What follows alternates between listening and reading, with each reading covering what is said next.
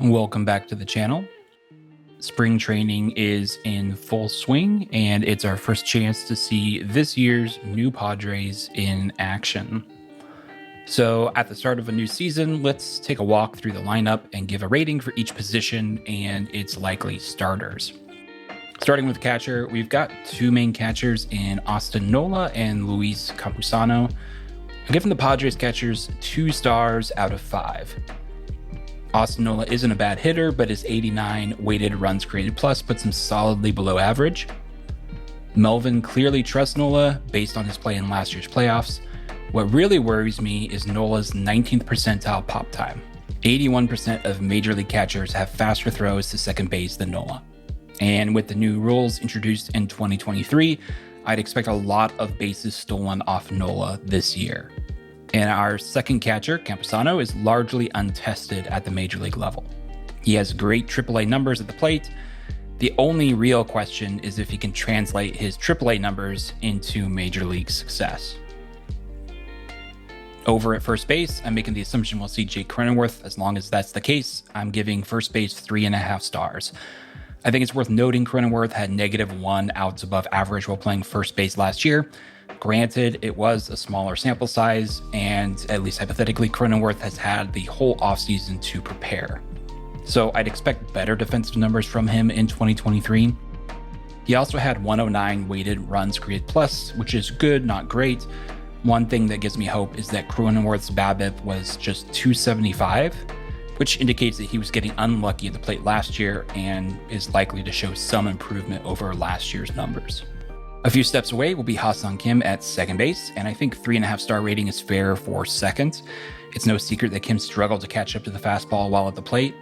His batting average against four-seam fastballs was only 155 in 2021, but he improved that to a batting average of 214 against four-seam fastballs in 2022, which is a huge step forward. His overall offense was also decent with 105 weighted runs created plus, but Kim's biggest strength is clearly his defense. He was in the 95th percentile in outs above average according to StatCast data, easily one of the best defensive players in all of baseball in 2022. And with the shift being banned, I really think defense is going to be even more important this year, and I think Kim's defense will keep him on the field. Ha-Seong Kim had the 9th highest outs above average among shortstops last year. Immediately behind him at 10th was Xander Bogaerts, who will be our starting shortstop in 2023, according to AJ Preller. And shortstop gets 4.5 stars out of 5. Bogaerts is an excellent hitter with good power. The only doubt I have about him is his defense. I just mentioned that Bogaerts was immediately behind Kim in terms of outs above average for shortstops in 2022, but looking at the larger picture, last year was Bogaerts' best defensive year by a long shot. To give you some perspective, Bogaerts had 5 outs above average last year, which is very good. Excellent, really. But since 2016, Bogaerts' cumulative outs above average is -34. If Bogaerts keeps his defense at 2022 levels, I think he's 5 stars easily. But I'd be lying if his defense wasn't something to keep an eye on. Over at third, we've got Manny Machado and 4.5 stars out of 5. Machado was deservedly in the MVP discussion last year, but I would not be shocked for his production to drop a little this year.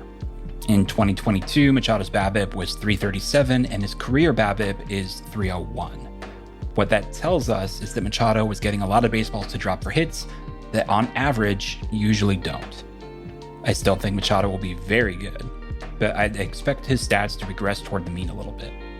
It's no guarantee, of course, and adding Tatis, Bogaerts into the lineup around him is going to be very beneficial for Manny's numbers. I just would not be shocked for those numbers to drop a little bit.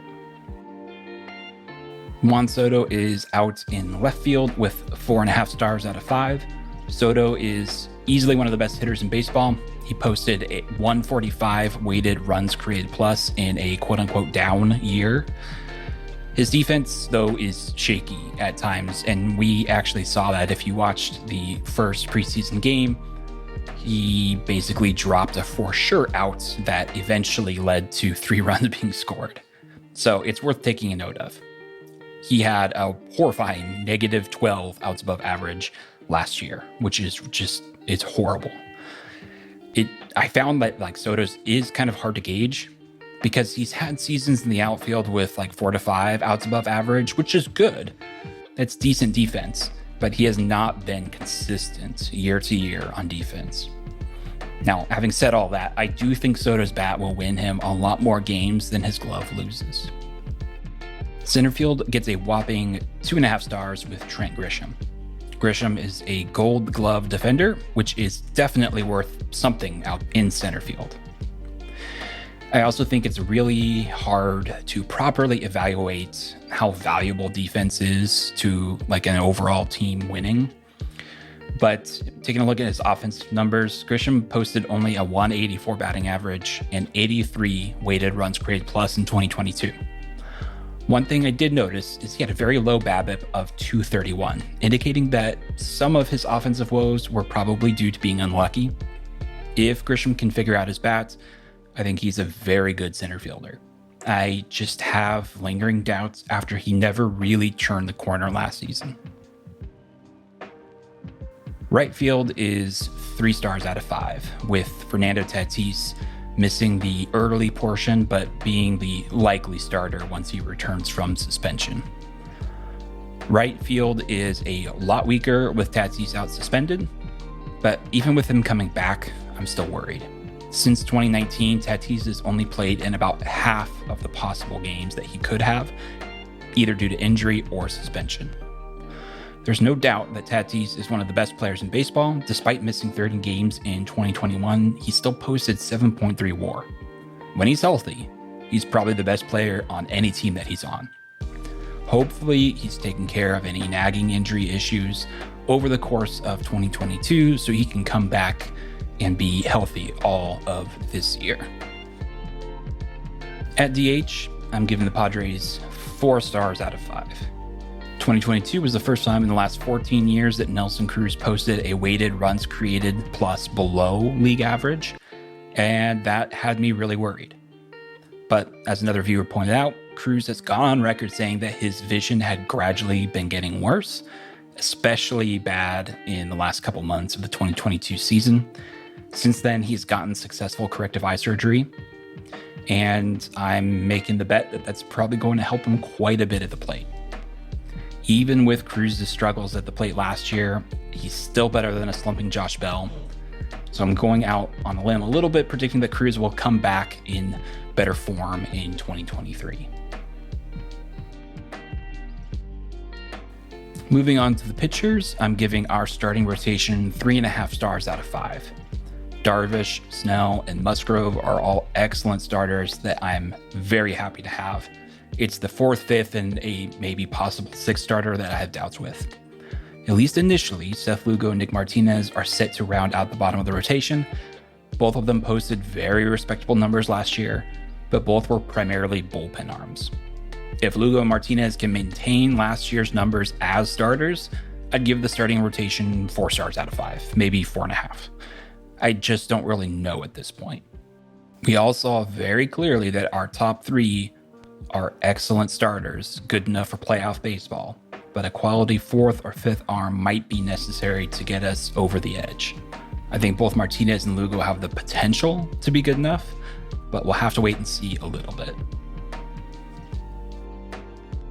I've decided to split the bullpen into essentially like middle and late relievers. Our middle relievers are 3.5 stars out of 5. For the first players out of the bullpen, Nabil Crismatt, Steven Wilson, Tim Hill all had ERA minuses above average. Some were helped out by a great defense behind them, as indicated by Steven Wilson's ERA minus of 80 and FIP minus of 106. But the defense this year should be just as good, if not overall better, with Cronenworth at first and Tatis in right.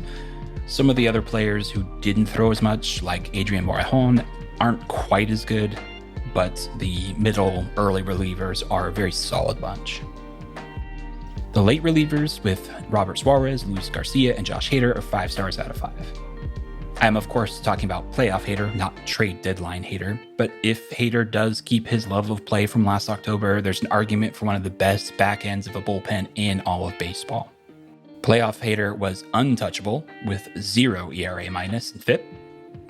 Luis Garcia posted a 66 FIP minus, and Robert Suarez had a 59 ERA minus. All three had over 10 strikeouts per 9 innings. If we get to the 8th inning with a lead, I feel pretty good about keeping it. I'm giving the coaching / front office kind of bundled together 5 stars out of 5.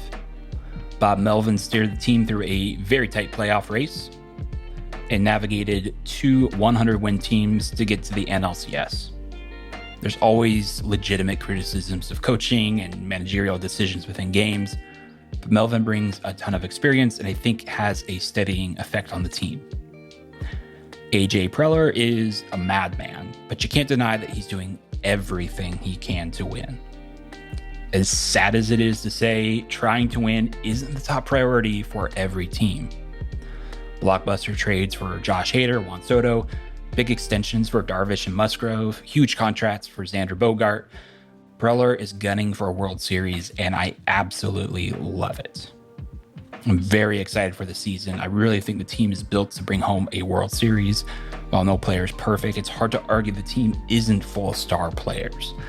After getting to the NLCS last season, I think the Padres are even stronger. If you enjoyed the video, I'd appreciate a subscription and a thumbs up. Thanks for watching.